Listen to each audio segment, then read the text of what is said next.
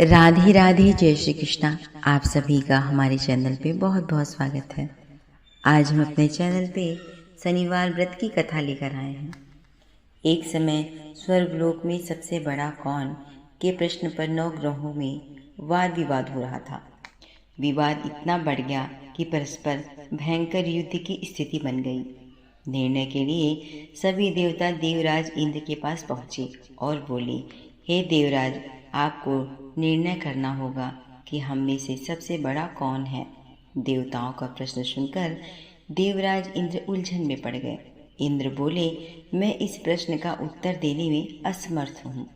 हम सभी पृथ्वीलोक में उज्जैनी नगरी में राजा विक्रमादित्य के पास चलते हैं। देवराज इंद्र सहित सभी ग्रह उज्जैनी नगरी पहुँचे। महल में पहुंचकर जब देवताओं ने उनसे अपना प्रश्न पूछा तो राजा विक्रमादित्य भी कुछ देर के लिए परेशान हो उठे, क्योंकि सभी देवता अपनी अपनी शक्तियों के कारण महान थे। किसी को भी छोटा या बड़ा कह देने से उनके क्रोध के प्रकोप से भयंकर हानि पहुंच सकती थी। अचानक राजा विक्रमादित्य को एक उपाय सूझा और उन्होंने विभिन्न धातुओं स्वर्ण, रजत, कांसा, तांबा, सीसा, तांगा, जस्ता, अभ्रक व लोहे के 9 आसन बनवाए।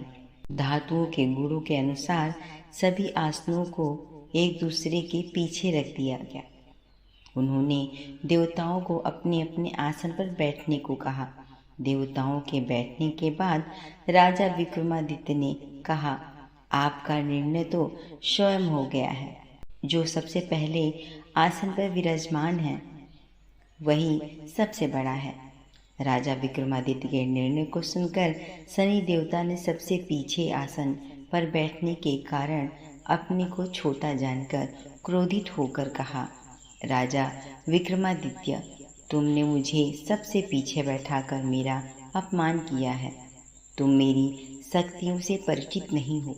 मैं तुम्हारा सर्वनाश कर दूंगा। शनि ने कहा, सूर्य एक राशि पर 1 महीने, चंद्रमा 2.25 दिन, मंगल 1.5 महीने, बुध और शुक्र 1 महीने, बृहस्पति 13 महीने रहते हैं, लेकिन मैं किसी राशि पर 7.5 वर्ष तक रहता हूँ।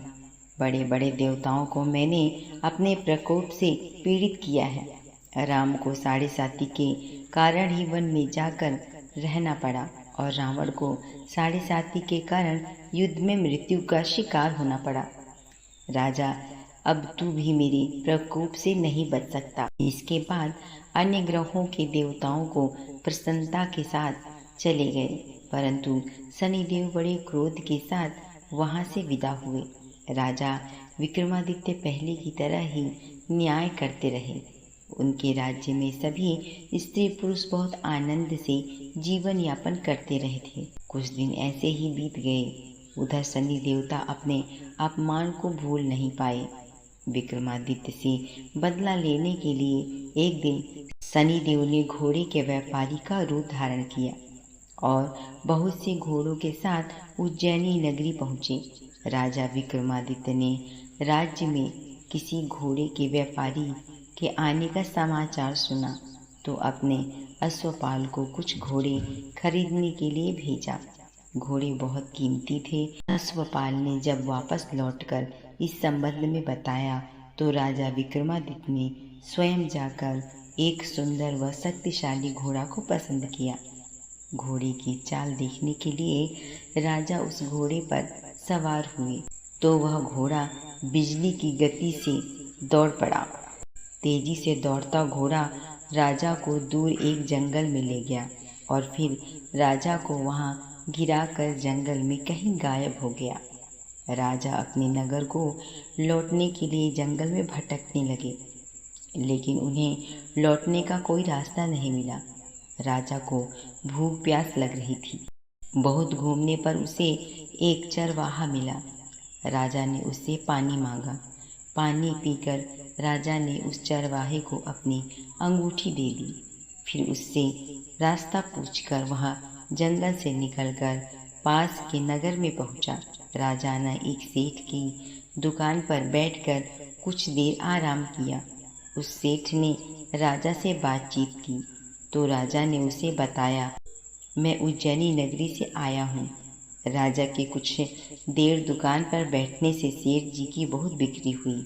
सेठ जी ने राजा को बहुत भाग्यवान समझा और खुश होकर उन्हें अपने घर भोजन के लिए ले गया।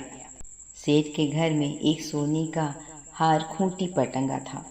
राजा को उस कमरे में छोड़कर सेठ कुछ देर के लिए बाहर चला गया। तभी एक आश्चर्यजनक घटना घटी। राजा के देखते देखते सोने के उस हार को खूंटी निगल गया। सेठ ने कमरे में लौटकर हार को गायब देखा तो चोरी का संदेह राजा पर ही किया, क्योंकि उस कमरे में राजा ही अकेला बैठा था। सेठ ने अपने नौकरों से कहा कि इस परदेसी को रस्सियों से बांधकर नगर के राजा के पास ले चलो। राजा ने विक्रमादित्य से हार के बारे में पूछा तो उसने बताया तो उसके देखते ही देखते खूंटी ने हार को निगल लिया। इस पर राजा ने क्रोधित होकर चोरी करने के अपराध में विक्रमादित्य के हाथ पांव काटने का आदेश दे दिया। राजा विक्रमादित्य के हाथ पांव काटकर उसे नगर की सड़क पर छोड़ दिया गया। कुछ दिन बाद एक तेली उसे उठाकर अपने घर ले गया और उसे अपने कोल्हू पर बैठा दिया। राजा आवाज देकर बैलों को हाँकता रहता। इस तरह तेली का बैल चलता रहता और राजा को भोजन मिलता रहा। शनि के प्रकोप की 7.5 पूरी होने पर वर्षा ऋतु प्रारंभ हुई। राजा विक्रमादित्य एक रात मेघ मल्लाह गा रहा था कि तभी नगर के राजा की लड़की राजकुमारी मोहिनी रथ पर सवार उस तेली के घर के पास से गुजरी। उसने मेघ मल्लाह सुना तो उसे बहुत अच्छा लगा और दासी को भेजकर गाने वाले को बुला लाने को कहा। दासी ने लौटकर राजकुमारी को अपंग राजा के बारे में सब कुछ बता दिया। राजकुमारी उसके मेघ मल्लाह से बहुत मोहित हुई, अतः उसने सब कुछ जानकर भी अपंग राजा से विवाह करने का फैसला किया। राजकुमारी ने अपने माता पिता से जब यह बात कही तो वे हैरान रह गए। रानी ने मोहिनी को समझाया, बेटी तेरे भाग्य में तो किसी राजा की रानी होना लिखा है, फिर तो उस अपंग से विवाह करके अपने पांव पर कुल्हाड़ी क्यों मार रही है।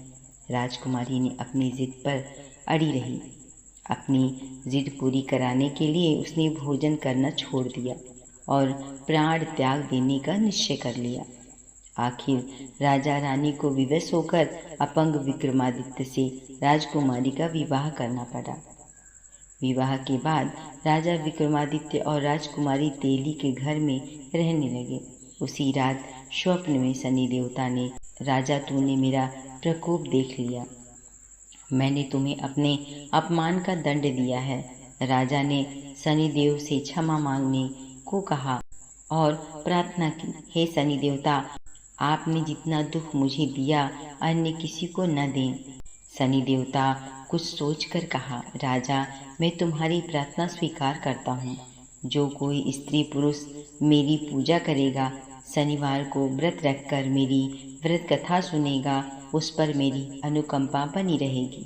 प्रातःकाल राजा विक्रमादित्य की नींद खुली तो अपने हाथ पांव देखकर राजा को बहुत खुशी हुई। अपने मन ही मन शनि देवता को प्रणाम किया। राजकुमारी भी राजा के हाथ पांव सही सलामत देखकर आश्चर्य में डूब गई। तब राजा विक्रमादित्य ने अपना परिचय देते हुए शनि देव के प्रकोप की सारी कहानी सुनाई। सेठ को जब इस बात का पता चला तो दौड़ता हुआ तेली के घर पहुंचा और राजा के चरणों में गिरकर क्षमा मांगने लगा। राजा ने उसे क्षमा कर दिया, क्योंकि यह सब तो शनि देवता के प्रकोप के कारण हुआ था। सेठ राजा को अपने घर ले गया और उसने भोजन कराया। भोजन करते समय वहाँ एक आश्चर्यजनक घटना घटी। सबके देखते देखते उस खूंटी ने हार उगल दिया। सेठ जी ने अपनी बेटी का विवाह राजा के साथ कर दिया और बहुत से स्वर्ण आभूषण धन आदि देकर राजा को विदा किया। राजा विक्रमादित्य राजकुमारी मोहिनी और सेठ की बेटी के साथ उज्जैनी पहुँचे तो नगरवासियों ने हर्ष से उनका स्वागत किया। अगले दिन राजा विक्रमादित्य ने पूरे राज्य में घोषणा कराई कि शनि देवता सब देवता में सर्वश्रेष्ठ हैं। प्रत्येक स्त्री पुरुष शनिवार को उनका व्रत करें और व्रत कथा अवश्य सुने। राजा विक्रमादित्य की घोषणा से शनिदेव बहुत प्रसन्न हुए। शनिवार का व्रत करने और व्रत कथा सुनने के कारण सभी लोगों की मनोकामनाएं शनि देवता की अनुकंपा से पूरी होने लगी। सभी लोग आनंद पूर्वक रहने लगे। जय शनिदेव।